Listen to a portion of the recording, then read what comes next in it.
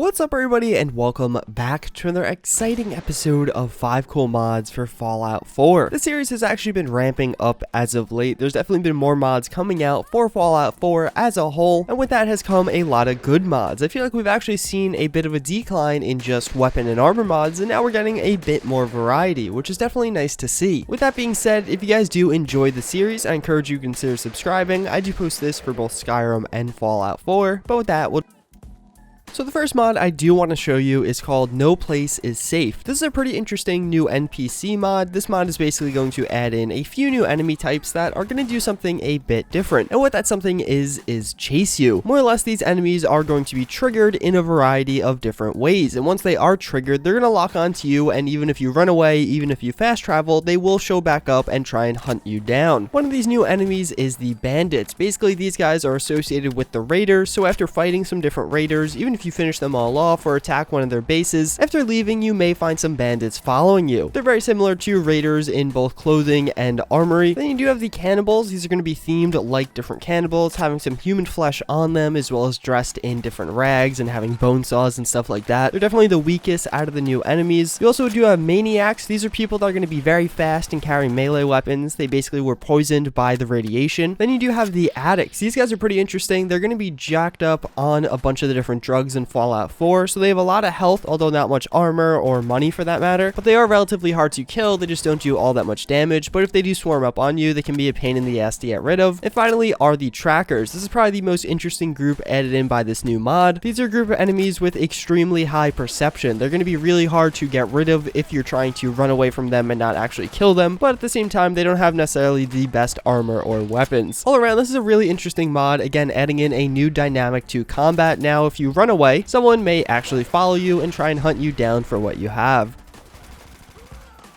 So then we do have a new mod in the cross lineup of mods. This is going to be the Courser Recall Collar. This is a pretty interesting concept. It's something you've probably seen in some other games. Two games in particular that you've seen it in. Tracer's Recall in Overwatch, or Echo's Ultimate in League of Legends. Basically, after installing the collar, it's going to give you a little activating item. So you hotkey that item, and basically after activating it for a cost, it's going to transport you back a few seconds. It'll take you back to the place you were previously, as well as have the same health and limb damage you did have previously. So if you run into a group of enemies and get shot up and your legs broken and then you hit the button and transport back, you'll find your health back up to normal as well as your limbs repaired. This is very cool. There's a lot of options here based around the cost. You can set it to cost a bunch of different fusion cores, which it does by default, but it also can cost a certain amount of AP. You can also change how far back you want to go. It could range from very short to pretty long with 2 seconds. And even beyond that, you could set it to automatically trigger after reaching under a certain amount of health. So if you drop to under 50 health very quickly, it'll automatically trigger the collar. This is meant to be built by the Institute for their coursers, so definitely fits into the game in a pretty lore-friendly way, and all around it's a really cool item that I think is pretty well balanced.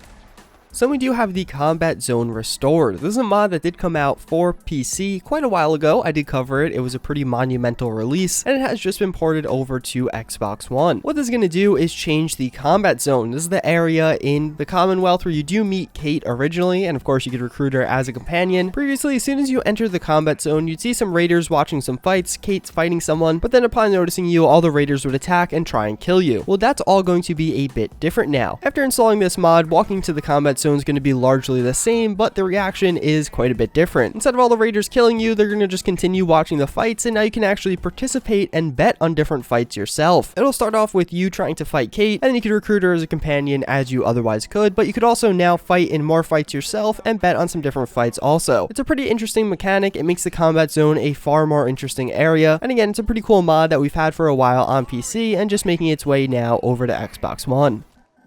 So another mod that did just get ported over is the Sanctuary Hot Springs Settlement. This is a really cool settlement mod that, again, we did have for PC for a decent amount of time now, but I've yet to cover the Xbox version of. What it adds in is a really cool and really, I think, thematically fun settlement. It's more or less going to be a sanctuary hot springs. It's kind of on the coast of a little river or lake. You do have an interior part as well as a nice exterior part that is all buildable. It is a proper working settlement and a nice little hot spring that you can enjoy yourself in. It's a relatively simple mod, just changing a little bit of an area area in the Commonwealth. I think it fits into the existing settlement options pretty well, that it's a little bit different, but not too different that it feels out of place. I think there's a number of possibilities that can be quite a bit of fun here. It feels like one of those settlements that rather building a big fort or something like that, you can actually kind of just transform into a bit of your home. It'll be a cool place to hang out and call home if you don't want a massive settlement with a ton of different NPCs, maybe more of a retreat for you and just your companions.